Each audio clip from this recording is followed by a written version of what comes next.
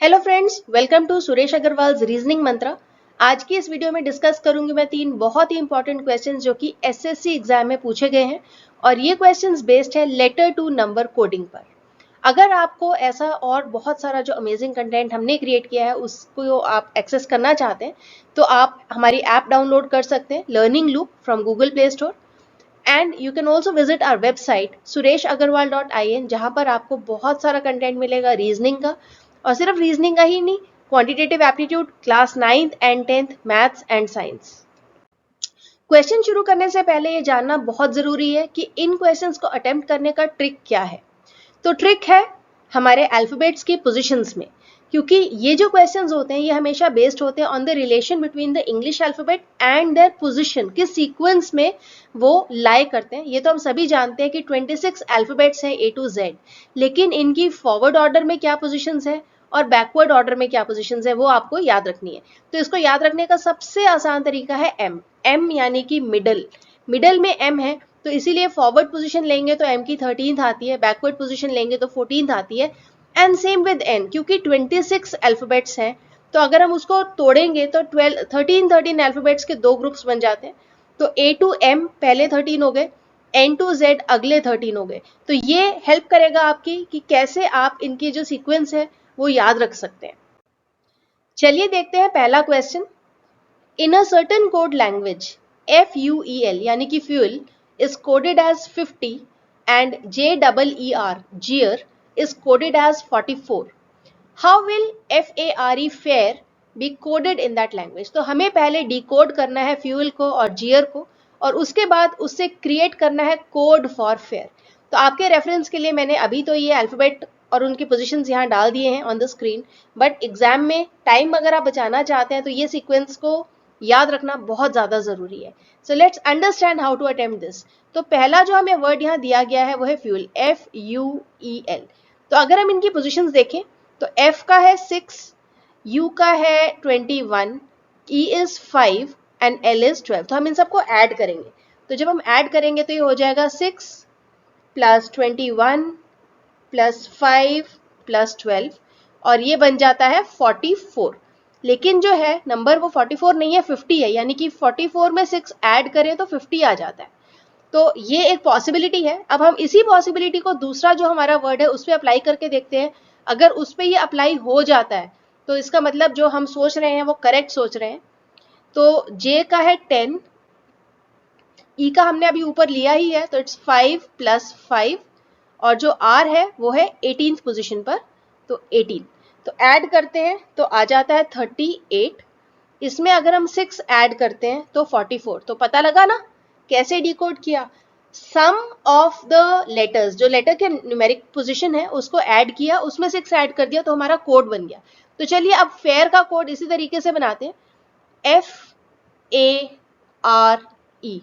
तो F का जो पोजीशन है दैट इज 6, A की 1 होती है, R की है 18 और E की है 5। करिए इन सबको ऐड फटाफट, इन सबको ऐड करके आ जाता है 30, और 30 में जब आप 6 ऐड करते हैं तो क्या नंबर आएगा, 36। तो ऑप्शन डी जो है ये हमारा करेक्ट आंसर है इस क्वेश्चन के लिए। चलिए एक और क्वेश्चन देखते हैं। In a certain code language CRUST crust is written as, ये कोड दिया बड़ा सारा, and blame is written as. तो इससे हमें ये तो पता चल रहा है कि यहाँ पर एडिशन इन्वॉल्व नहीं है, क्योंकि जब इतना लंबा कोड होता है तो इसका मतलब ये है कि एडिशन वहां पर नहीं है। पोजीशंस हम एज इट इज चेक करते हैं। तो चलिए लिखते हैं पोजीशंस। पहला वर्ड हमारा क्रस्ट है, हमने प्लास्टिक के लिए कोड ढूंढना है, तो पहले क्रस्ट जो कि हमें ऑलरेडी गिवन है इसको स्टार्ट करेंगे।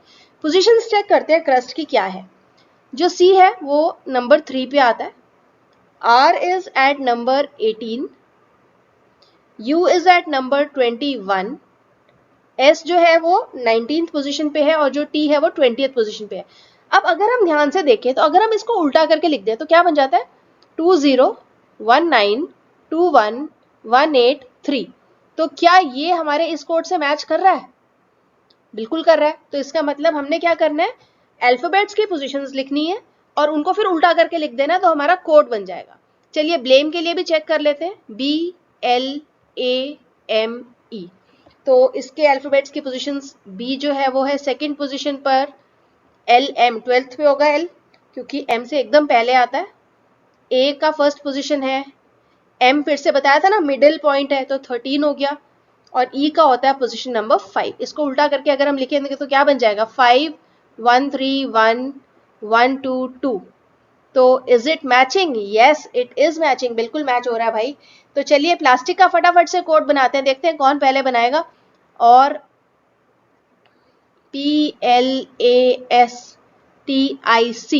पोजीशंस नोट करेंगे प्लास्टिक की। P की पोजीशन हो जाती है MNOP 16th, LM 12, A की हो जाती है 1, S की पोजीशन हो जाती है 19, that is 19, T is 20, I is position number 9 and C is position number 3।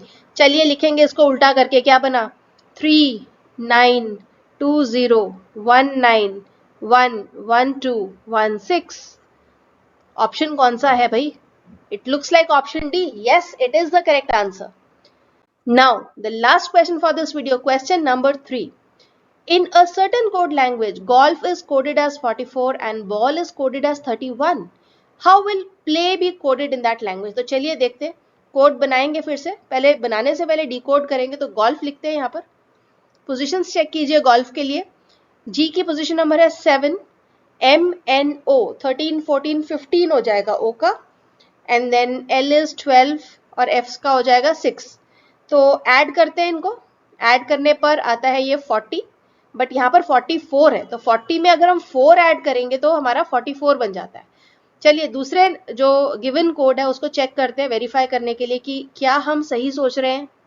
Ball 2 + 1 + 12 + 12 कितना हुआ, 12 and 12 24 25 26 27। इसमें ऐड करते हैं 4, तो बिल्कुल 31 आ रहा है हमारा, जो कि यहाँ पर हमें गिवन भी है।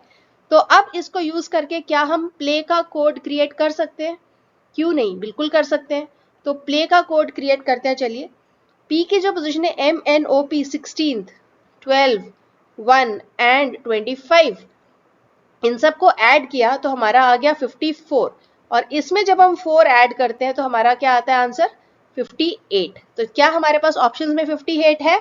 बिल्कुल है। So option B is the correct answer for this one. और इस तरह से आप कोड क्रिएट कर सकते हैं बिटवीन अल्फाबेट्स एंड नंबर्स। तो अगर आपको ये वीडियो अच्छी लगी है तो फटाफट से लाइक का बटन तो हिट कर ही दीजिए, और चैनल को अगर अभी तक सब्सक्राइब नहीं करा है तो वो भी कर दीजिए। Don't forget to hit the bell icon, ताकि आपके पास नोटिफिकेशंस आते रहे फ्यूचर में।